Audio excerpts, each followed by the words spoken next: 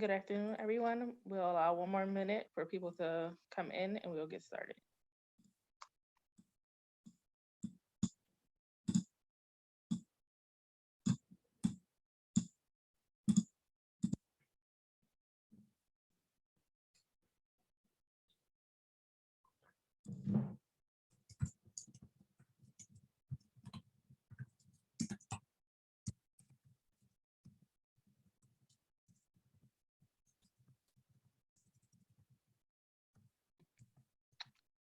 Welcome. My name is Taya Brown, and I am the Administrative Coordinator at the Temple Small Business Development Center. The Temple SBDC helps small businesses start, grow, and succeed. We do this through our no-cost consulting and a variety of our no-cost webinar training programs like the one you're attending today. You are joining us for Cybersecurity Basics for Remote Work. We are recording today's session, and if permitted, a copy of the recording and other follow-up materials will be sent to all attendees within 2 to 3 days in a follow-up email. All attendees have been muted. We encourage you to post any questions in the Q&A and chat box. Now I'll turn over the floor to Connor. Thank you so much, Taya. Let me share my screen. I should be able to do this. So for everyone here, a couple of things before we get started. Don't be afraid to ask questions. I find I've done a lot of these, and I've found that the most valuable time has been when you have a very specific question that might apply to something you're doing personally or your business, or you just have a random question. And answering that for many people has been the time that they find most valuable. So I'll try to keep the presentation as interesting as possible, but I understand it's cybersecurity. It's something I'm really interested in, but it's not everyone's cup of tea.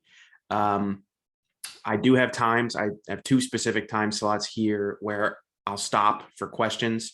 If you ask a question that's relevant to what I'm going over, like when I'm doing it, then I'll just answer it at that point as well. So please ask questions. I love them all. And normally, if you're asking a question, almost everyone else on the presentation also has that same question. So it's super valuable to not only yourself, but everyone else. So with that out of the way, I am Connor. Thanks for having me here. I am the CEO and co-founder of a company called Phin. We basically teach people to recognize social engineering and phishing, like all those pesky text messages or emails or voicemails you get. I teach people to recognize that it's not their real bank, stuff like that, before it becomes an issue. But we're not really here talking about me today. We're talking about how to stay secure while working remotely. So a few things. COVID has changed the world, not only from specifically from a working standpoint. So a lot more people are working from home, and a lot more people would like to remain working from home. And that is awesome, but that injects a few unique threats or vulnerabilities, or just working in a different place that is your house might come with a few different risks that you might be unaware of. So today, my goal is we have 6 topics to go through that if you listen to these 6 topics or you hear any of my advice, you'll be just a little bit more secure when working from home. So you can probably sleep a little better at night, or at the very least, just be a little bit more informed so you can act more securely. So that's all we're going to go over today, these 6 things. Password protecting your Wi-Fi, enabling a thing called multi-factor authentication, updating your software. I'll explain what a virtual private network is, how you can use one, why there's benefits, maybe some drawbacks as well. And then staying alert for SMS, specifically that's text phishing and voicemail phishing. Again, IRS is calling me on a regular basis, right? That's definitely phishing. That's not them actually calling me. And then the last thing, email phishing, the most prevalent form of people contacting you, asking you for account information and other various sensitive items that you shouldn't give them. So these are the 6 topics. Again, if you have any questions as I'm going through things, just ask them right away. I'd love to answer them. So password protecting your Wi-Fi, why does it matter? Well, unprotected Wi-Fi allows anyone to connect to your network.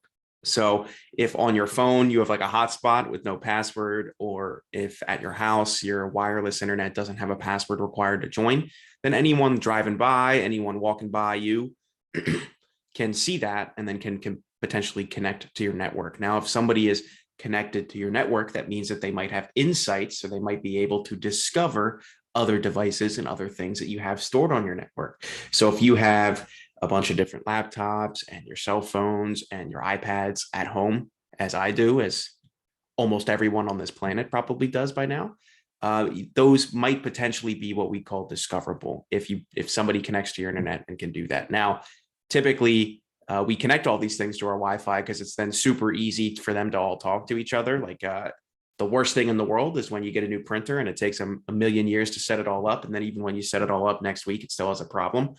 So sometimes home networks are a lot more trusted. So what that means is all of your devices can communicate with each other to, again, reduce problems that might happen with connectivity. And then I'll say it one more time. If somebody gets access to your home network, really simply, if somebody connects because you don't have a password, they can just often find all of those devices on there. It's just not necessarily means you're vulnerable, but it's definitely not something that you'd like. And also, if they're using your internet traffic, you might end up having to pay for that. So save yourself some money and don't let random people connect it to your Wi-Fi or your phone. Now, how can you do this? So very simply, now every single person is going to have little things a little bit differently, but here are pretty much the two things you need to do. On the back of your wireless router, so somewhere in your house, there's a cable jack coming out of a wall where you've plugged a wireless router in. Sometimes it's a really thin box. Sometimes it's a little white cube. There will be instructions on the bottom, on the back of it, that'll have a little default account, and it'll say, hey, you need to go to this website and you need to connect to your Wi-Fi. So first thing is to locate your router and go find those instructions. And the second is by looking at those instructions, you can log into your router, and almost always, I have yet to find a case where you can't. You can set up multiple wireless connections from that. So what I mean by that is you can have, if you'd like to have something private for all of your devices, you can have a separate network on your router just for those things. But then you can also have a public, for guests that come over, or if you're entertaining anyone coming over, you can have a public thing that is separate that will only have the people who aren't living at your house on it as well. So just creating that separation creates a different layer of security.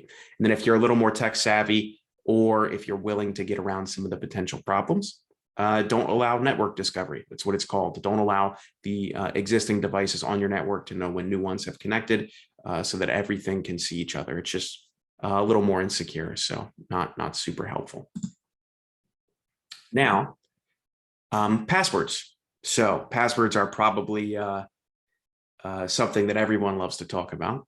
So let's go over what makes a secure password. Why are passwords really important?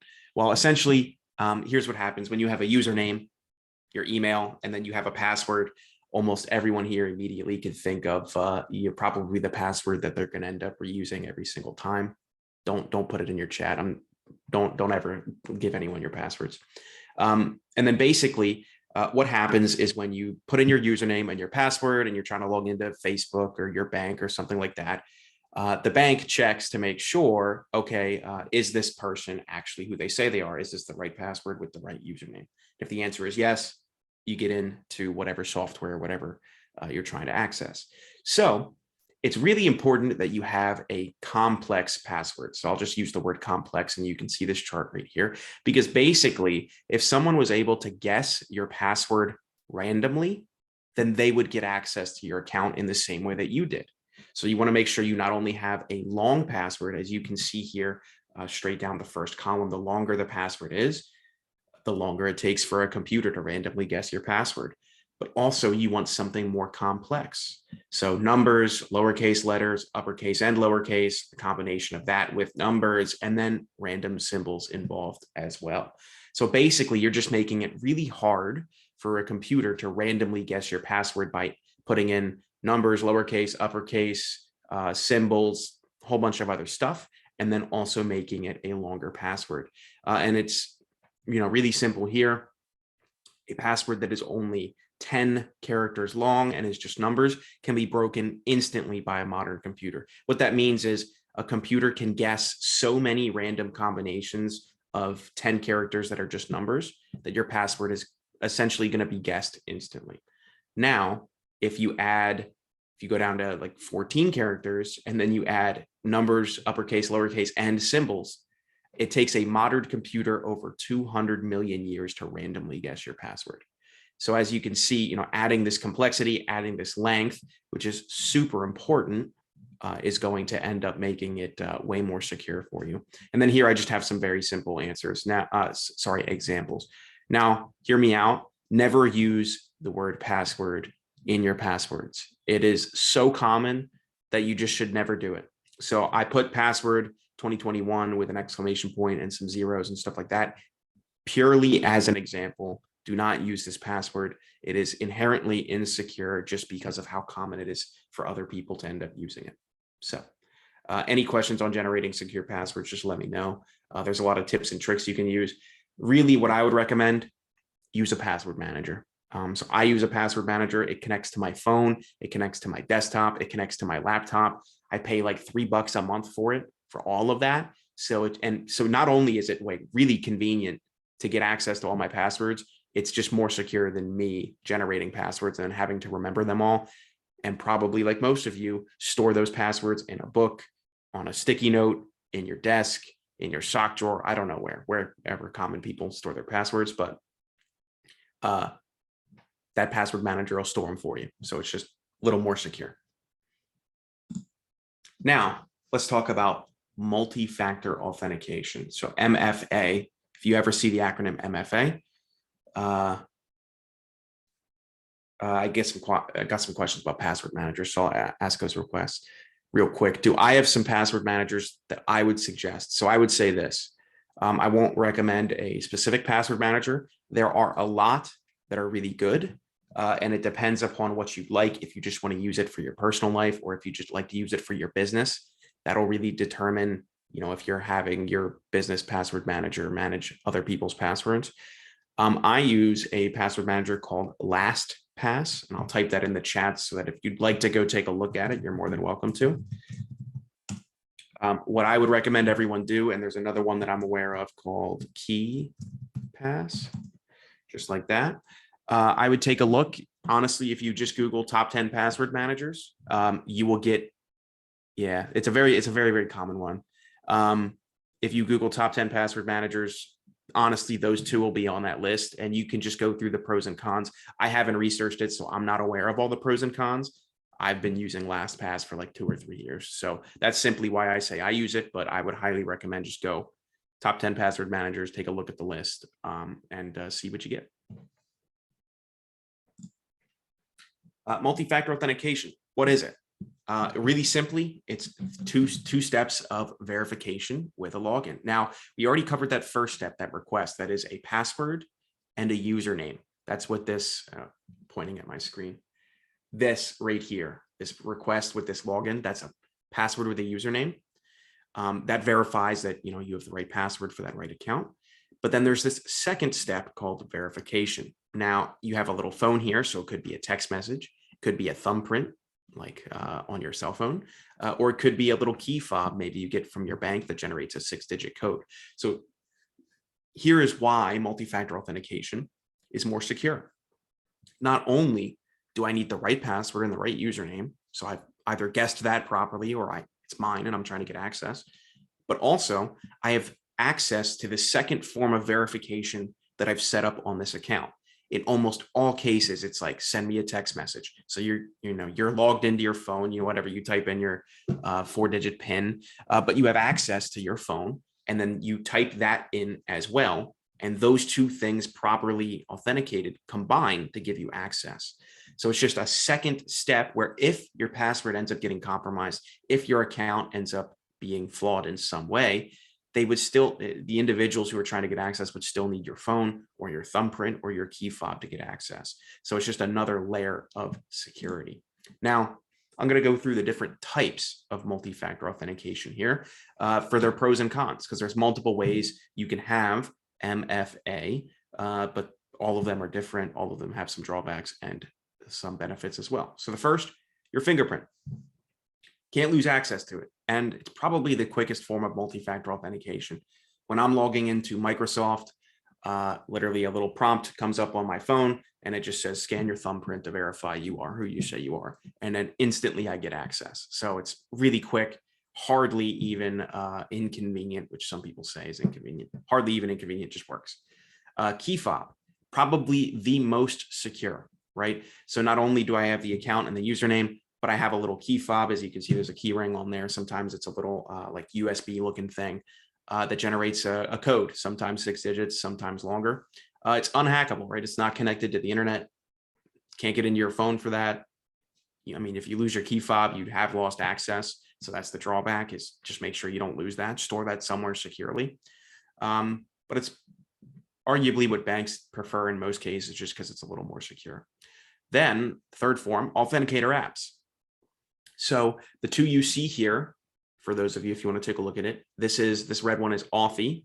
And I'll type that in the chat because I am terrible at pronouncing things. And then the second is Google Authenticator. Authenticator. I think I spelled that right. Apologies if I did not. But basically, these are these apps on your phone. They'd be a way for you to store many different many different websites or pieces of hardware that you need to authenticate into, so that if I needed to get access to a tool or a website or whatever I'm trying to log into, I wouldn't have to, go 1,000 different places or get a text message or anything. I could go to that app, I could scroll down to that authenticator, and I could just, type in the code and I'd be done. So very convenient, almost always on your phone. I think you can get it for like your iPad and stuff like that, but I just use it for my phone. And then SMS. SMS is probably, so that SMS stands for text message. It's probably the most common. Everyone's used to getting text messages to verify their identity, right? They're assuming you not only have access to your account, but you'd also have access to your cell phone, which means you are who you say you are. There's also a phone call version. So those are the four big types. I'm sure there are many different types of multi-factor authentication, but these are the four most common ones that we'll cover today. And then Somali, I hope I pronounced that correctly, says, what is the con for fingerprint? The biggest con that I've heard about is you'd have to put your fingerprint in your phone. So if you're worried about Apple or Android or some other company having your biometrics, that is just your fingerprint, you wouldn't want to do that. You wouldn't want to use your fingerprint in any way, shape, or form. That's pretty much the only con for fingerprint right now that I can think of. Pause for questions. So I've gotten a few already, but I know we have, let's see, we got 22 people on the chat. So I know that there are some questions that people are having that they just not like to ask. So I would highly recommend asking them right now. Again, that's where you all get the most value. And then typically these questions are what end up being really valuable. How would this work for me and my business? What should I do if blank happens? What would you recommend for X, Y, or Z? What do you think I should do in this situation? Where do I start in cybersecurity? Cybersecurity is a really broad field. Sometimes it can feel unapproachable. It doesn't need to be that way. As you can see, we're going over cybersecurity principles right now. What is the cost of doing something cybersecurity related? How can I learn about blank? And is there anything I am missing? I'll pause for a few seconds in case anyone has some questions.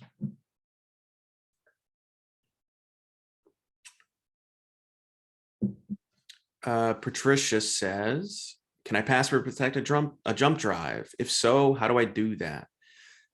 So by jump drive, I'm assuming you mean like an external hard drive or a USB stick. Yes, you can password protect them.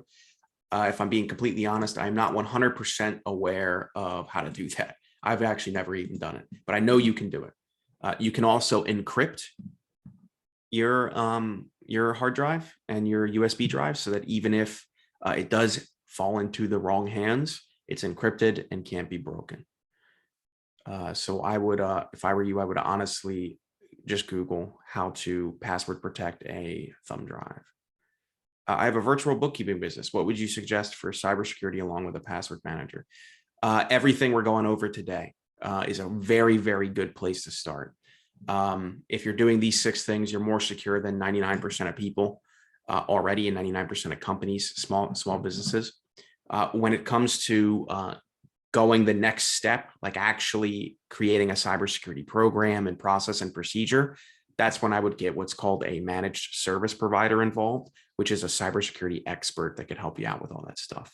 And I'll have my contact information at the end if you'd like to get some recommendations or you'd like to ask more questions about what a managed service provider is. Francis says, I take the precautions you have discussed and my employers provide their own authentication tools to log into their networks. How do these connect and what, if anything, should I do in addition to what has been discussed? So I would suggest one of the biggest problems, one of the biggest problems in modern companies is employees being in charge of their own security, because all of them are going to do different things. They're going to access different accounts in different ways. So I would say standardize the authentication tools they use into essentially making sure you have insight and control over that, not only knowing that it's implemented properly, but being able to troubleshoot their issues if any happen. So I'd say if you're having them use, we'll talk about VPNs in a second, but if you're having them use VPNs or password managers or other forms of authentication, you should control that as the company if you're having them do that.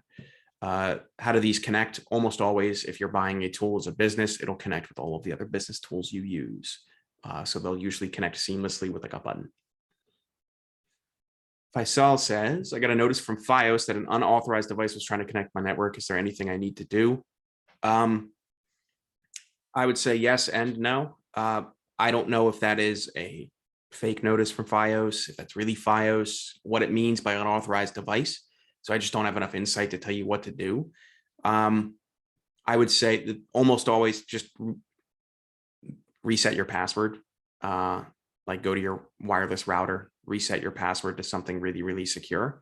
And that solves 99.9% of any issues that might have happened. Also set up MFA. Francis says, would these 6 also work for a virtual assistance business? Yes, these work for anyone working from anywhere at any time. These are not necessarily home specific. If you use these 6 things on a regular basis, you'll be more secure wherever you work, whether that's at a business, by yourself, at a coffee shop, anywhere. And then Brian says, how secure is Google for saving passwords? So this is a conversation I get a lot, Brian. It's like, basically, do you trust yourself or do you trust Google to be to know how to secure your passwords better?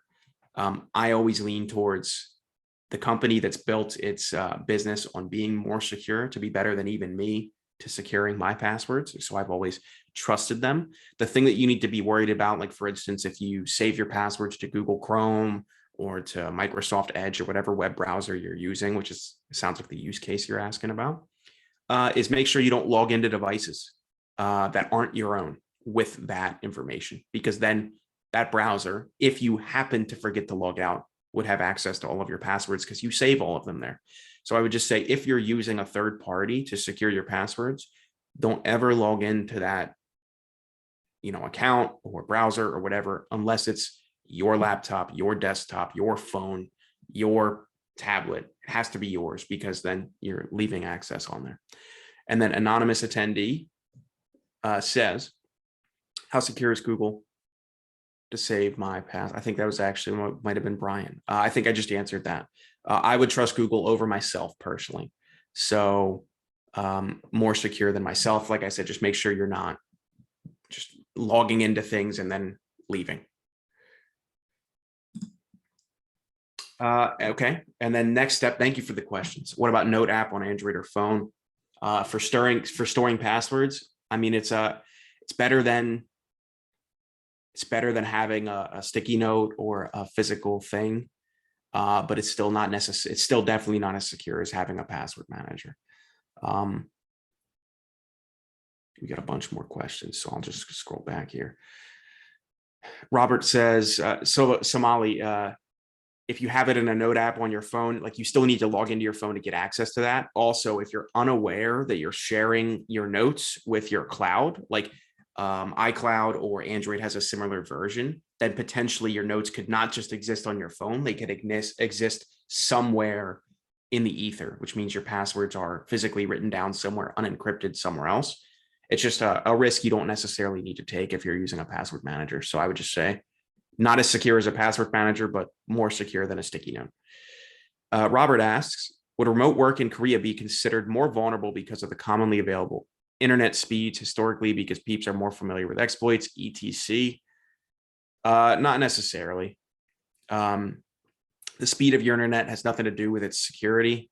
As far as I'm concerned, I have yet to see anything that would suggest that there's a correlation between the two. People being more familiar with exploits, while I could see why that might pose a risk, like in theory, you don't, where you work, even around the world, you're in a global market on the internet. So it's not necessarily the people in Korea or people in America, East Coast, West Coast, doesn't matter, are more familiar with exploits. And so you might be more vulnerable. You're on the internet. You're vulnerable in all of the exact same ways as everybody else anywhere in the world on the internet in most cases. So I would say no additional risk. Use a password manager, update your software, which is what we're about to get to. Update your software. So why should you do that? So think about think about software as a house. So this is what I would say. Your hardware, your desktop, your laptop as a house.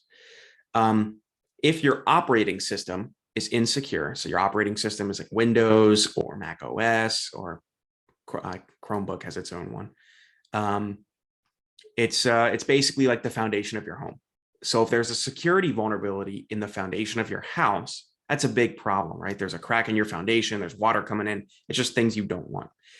Whereas if there's a security vulnerability in the applications you're using, the Google Chromes, the Zooms, the one we're on, Microsoft Teams, Internet Explorer, Adobe, any kind of software you downloaded to your computer, if there's a vulnerability in that, it's like leaving a window or a door open or unlocked. So it's still insecure, but not necessarily the same level as having a huge crack in your foundation.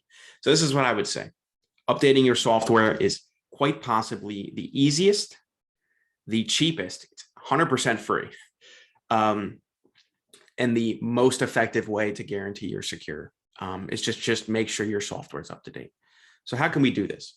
One, let's go over some operating system. Windows and Mac OS are the two most popular operating systems in the world. 99.9% of you, I would venture to say all of you, are using one of these two right now.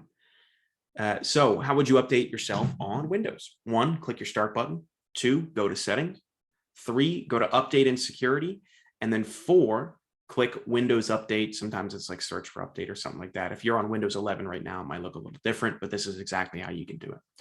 And then if you're up to date, you'll get a little green checkbox just like that or something similar that says, hey, you're good to go.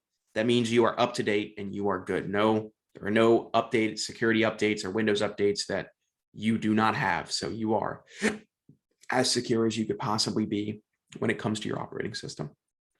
On Mac, click your Apple menu, click software update, and then if available, as you can see right down there in the bottom right, click update now. So again, keeping your operating system up to date is just like making sure you don't have a crack in your foundation. It's just one of the easiest ways to make sure you are staying secure and there aren't unnecessary risk posed to you and your computer and your devices.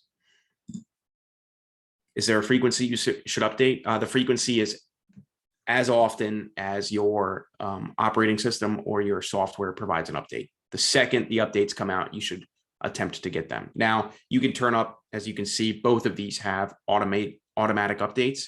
That is more than okay, but typically runs like, I don't know, every day, every other day, like 3 or 4 in the morning when you're not using your computer. So I would say as often as the updates come out. Typically when updates come out, it's for 2 reasons. Quality of life improvements. So new features that you can take advantage of. That's cool. But the second and most important, always security updates. So there are literally tens of thousands of people across the world right now that are security researchers for Windows and for Apple that are looking for security vulnerabilities. And when an update comes out, it's almost certainly because something like that, was found by a security researcher and they need it to keep you secure. So probably one of the least, what I want to say,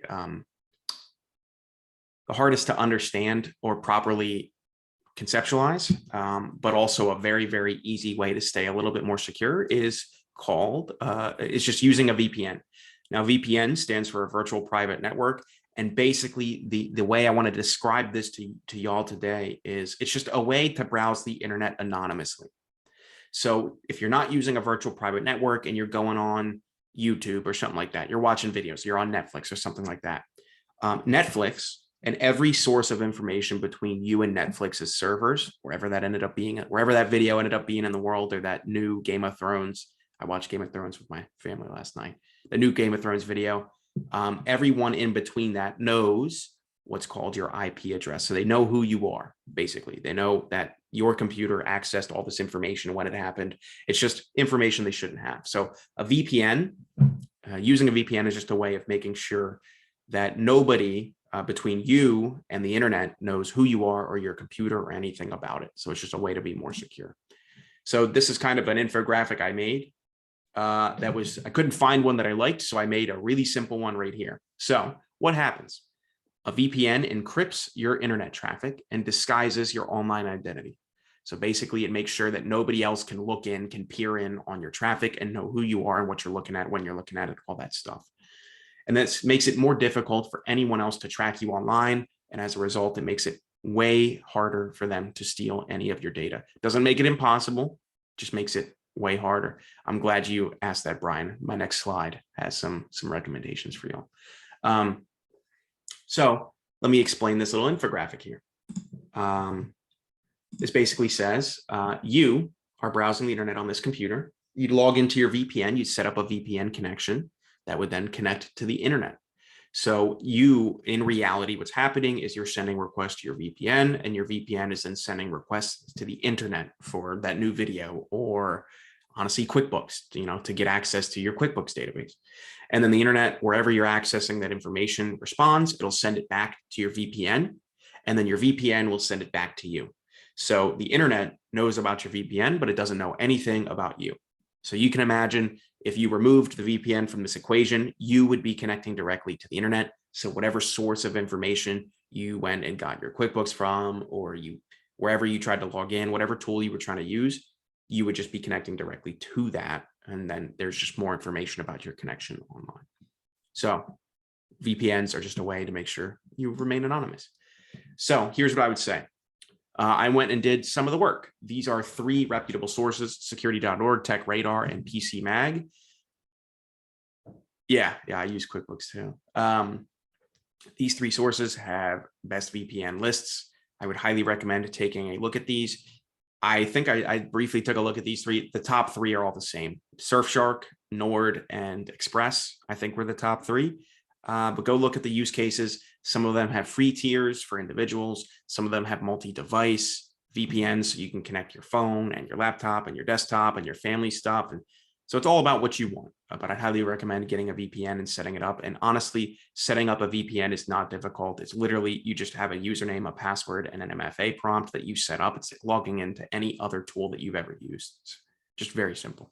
So highly recommend using a VPN.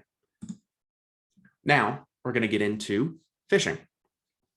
So here is just some stats on, I'll describe what phishing is, but basically this is how important of a problem phishing is today, and then what we're doing to address it. So 91% of successful data breaches start with a phishing email. That stat is a little bit blown out of proportion, but it's somewhere close to that. Verizon always comes out with a report every year. I think they just came out with like 87% of cyber attacks, phishing, getting a human to do something they shouldn't have, was involved in like 87% of them. Only 11% of organizations continually train their employees to recognize these attacks. So if y'all are working for companies and you're going through security awareness training or phishing training or any combination, cybersecurity training, any combination of those 3, that's the training we're talking about here. And then phishing, according to the FBI, accounted for over $12 billion in losses to American businesses in 2019. So it is a big problem, not only from the statistics there, but also monetarily. It's just people stealing things from hardworking folks. So anything we can do to prevent it is super, super valuable. So today we're going to go over 4 types of phishing, what they are. Social engineering. So basically phishing is a type of social engineering, but I put it here because you might have heard phishing or social engineering. They're almost interchangeable. Vishing, which is just phishing with voicemails. So like getting voicemails that aren't necessarily accurate. Text phishing, and then email phishing. So how I'd like to describe phishing is just somebody is attempting to get you to give them information or money or access to accounts that they shouldn't have. It's just a person who is lying to you about who they are, trying to get you to give them information, access to accounts, or actual money. That's it. It's a very simple definition. So, analyzing a phishing email. Ask yourself 5 questions. So if you ask yourself these 5 questions when you're looking at an email, you'll be way more secure and able to detect actual social engineering before it becomes a problem. 1, are you expecting this email? You receive an email out of the blue that starts asking for access to things or information or changing account information on an invoice or didn't get your check, like send another one. Ask yourself, are you expecting this? Is this something you talked about over the phone, in person, via text with the person who is sending you this email supposedly? So just, are you expecting it? Second, is this email too good to be true? FOMO is a big deal for people, like missing out on things. So is there a deal that somebody thinks you're missing out on? Always be wary. If it's too good to be true, if there's a deal, stuff like that, just take an extra look at it, scrutinize it a little more. Is it too good to be true? Third, does the email domain match the sender? So I'll go over that in the very next slide, what that means. So ignore that for now. 4, when you hover over a link, where does it go? So basically, when you're visiting places on the internet, it's very important that you know exactly where you are. When you go to your bank's website, how do you know that you are actually at your bank's website and not a fake website that somebody put there to try to steal your account information and your money, right? So it's very important that you know exactly where you're on the internet so that it doesn't become a problem. And then the 5th is, can you confirm the authenticity of this email? So basically, if somebody sends you an email and says, I need access to this account, call them, text them, walk down to their office. I don't know, if it's your neighbor, go talk to them. Confirm the authenticity via some other form of communication. Just double confirm, hey, did you actually mean to send this? If everyone did that every time there was an inkling, a suspicion of malicious activity, a lot of phishing would no longer be valid, right? It would solve a lot of this problem that we're talking about today. So let's go over common vulnerabilities to spot. Does the email domain match the sender? Was a question I had y'all ask yourself. So let's go over what it would look like. What is domain impersonation, also known as typo squatting? Basically, a malicious individual, a hacker, whatever you'd like to call them, they register a very, very similar looking website and then send emails from it, hopefully hoping that you won't notice. So for instance, let's say the company we were talking about was named Big Company, and bigcompany.com was just their company. Root domain impersonation would be registering a similar web domain, so bigcompany-mailer.com, that's the full web domain, and then hoping that, and then starting sending email from that. So that's root domain impersonation. So you always need to be wary of whatever comes right before the ending, whether this is a .com, .info, .org. This is the most important. What is right before this ending right here? Top level domain is stealing the actual domain, big company, but then putting a different ending on it. I think there's somewhere close to like 100 different endings. Like, I'm not even joking you. You can have .txt, .info, .party, .biz, .org, .net, a lot of different endings. So you want to make sure that you have the right ending and the right domain. And then another form of impersonation is called subdomain impersonation. So in reality here, the domain is insecuremail.com, but hackers or malicious individuals are hoping that you'll see just CEO at big company, and then you'll stop thinking about it. But keep in mind, this is a subdomain. This is not the actual web address that's sending you the information. The actual web address here is insecuremail.com. And then typo squatting is just registering something that looks exactly the same as big company, but here I have, Here I have a 0 instead of an O. So it looks very similar. They're hoping you won't notice. And then here's some examples of other typo squatted domains.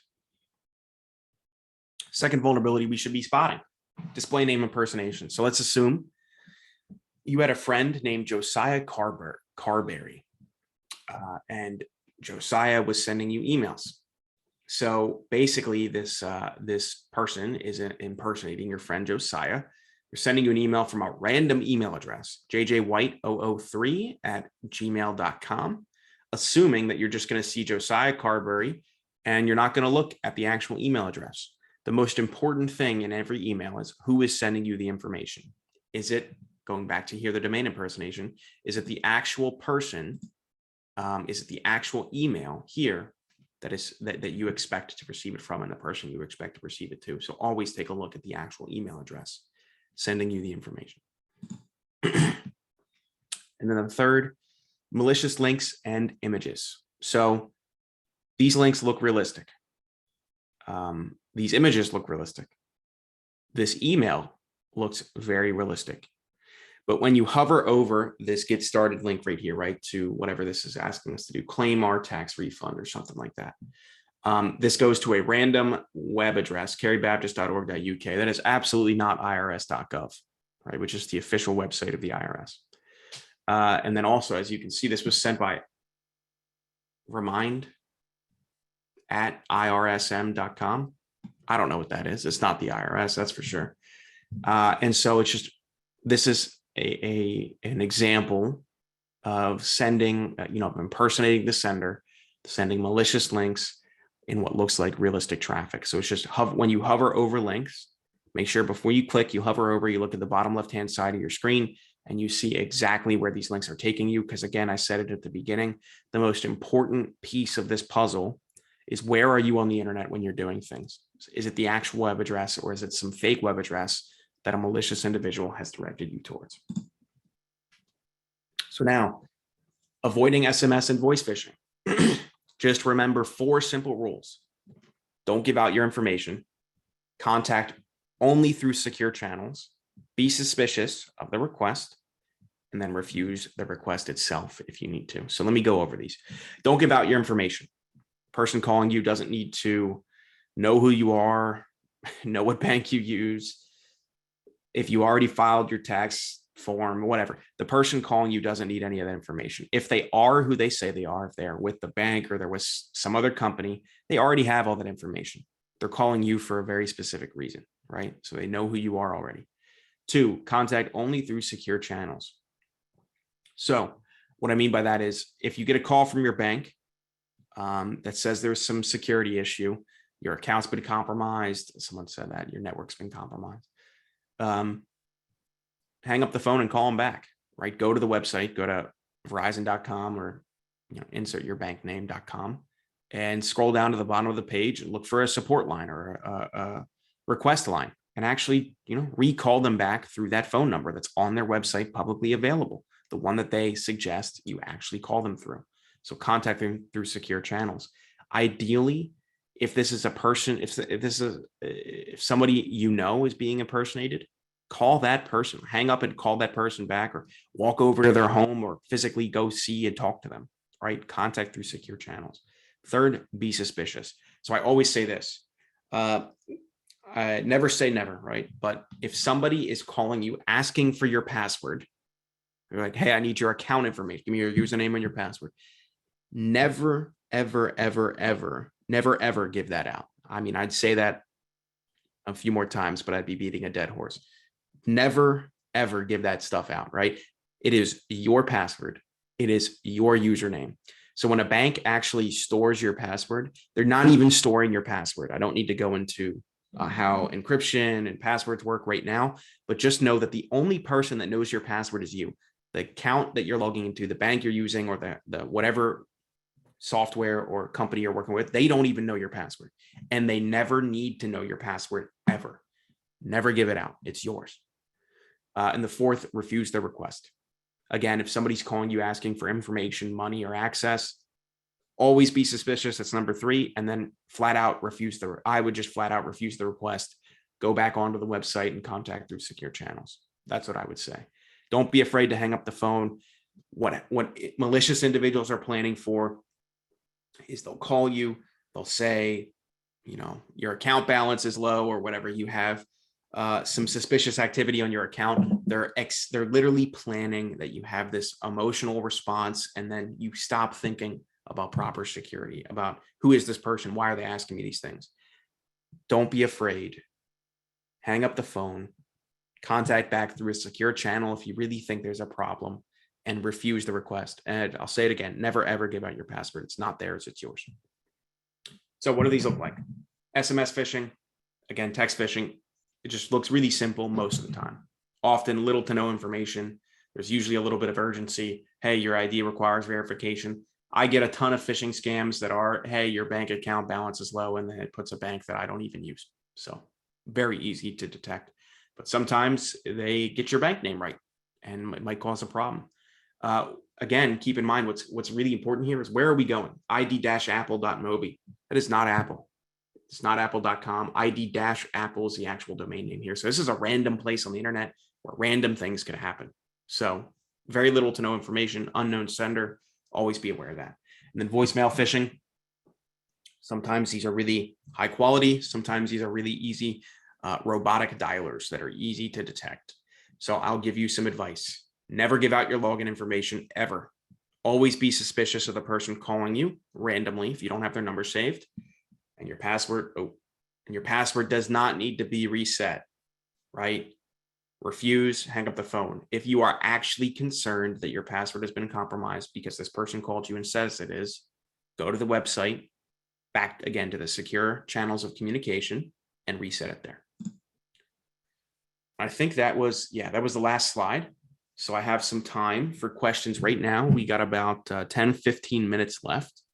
I'd highly recommend, if you have any last minute questions, start putting them in the chat and we could get to them right away. Or if you'd like me to go back to a slide, cover anything else in a little more detail, I'd be happy to do so. And Taya, I also believe I sent over the slides already, but will everyone on this call be getting a copy of the slides I sent over? Yes, everyone will be getting a copy. Awesome. So I see some questions rolling in.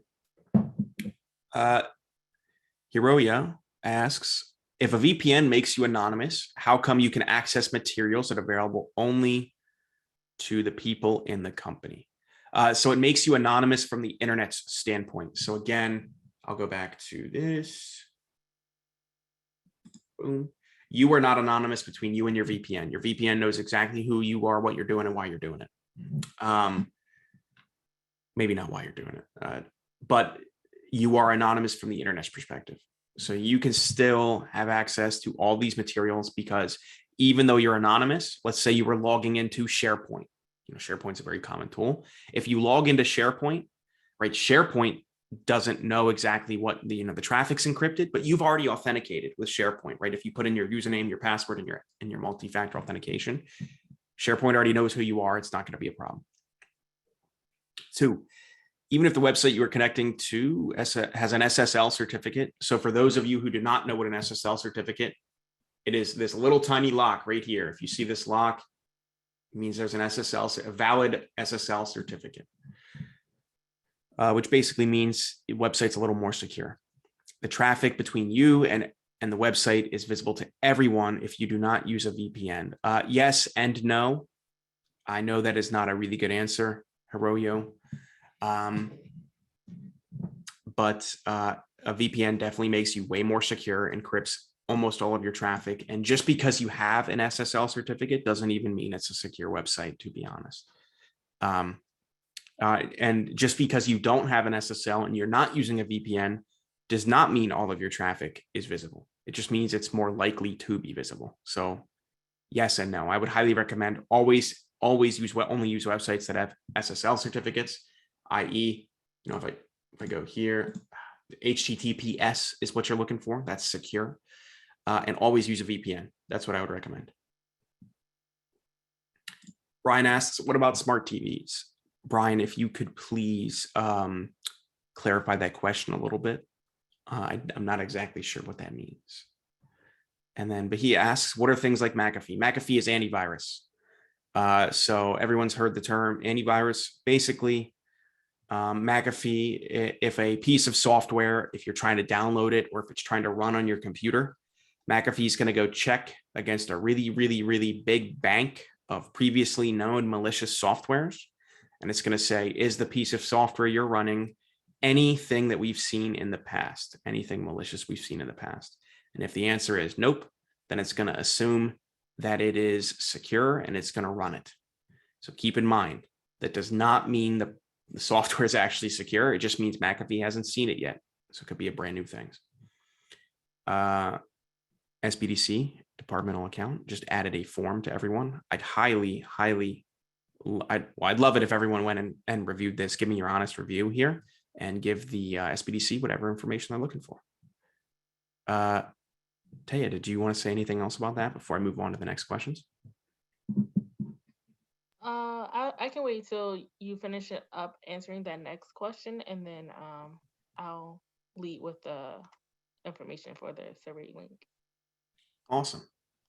So Brian asks, my YouTube and Google account apps are on my TV. Is it less secure? Yes and no. So I'll say this. If you're a little bit technical savvy, you've heard of this thing called the Internet of Things, IoT. That's the acronym there. IoT devices.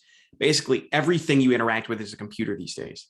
Not only your actual computer, but your cell phone, your cars, any appliance that says smart in front of it. So your smart TV, smart fridge. Heck, I've even seen like smart microwaves. I don't know why, but basically there's this explosion of devices, of things that are connected to and regularly communicating with the internet. So yes, the more connectivity, the more things connected, it does make it a little less secure.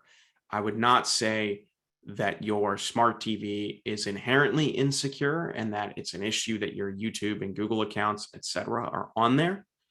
I'm super not familiar with smart TVs and their security. But I don't think there's anything insecure about logging in and being able to watch your shows there or whatever you're doing on there with YouTube and stuff. And if no one has any last minute questions, I'll let Taya take over. I hope that was helpful, Brian. And the last slide, I'll leave it up while Taya's leading us out. If you want to get in contact, if you have random questions, if you want to connect with me on LinkedIn, you want to see our website, highly recommend all this information here. Always happy to chat, always happy to answer questions. Again, I'm really excited about cybersecurity.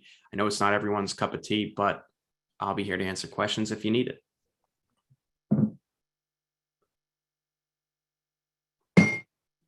All right, thanks, Connor, for presenting today. I posted 2 links. One is the 4-question survey for this webinar.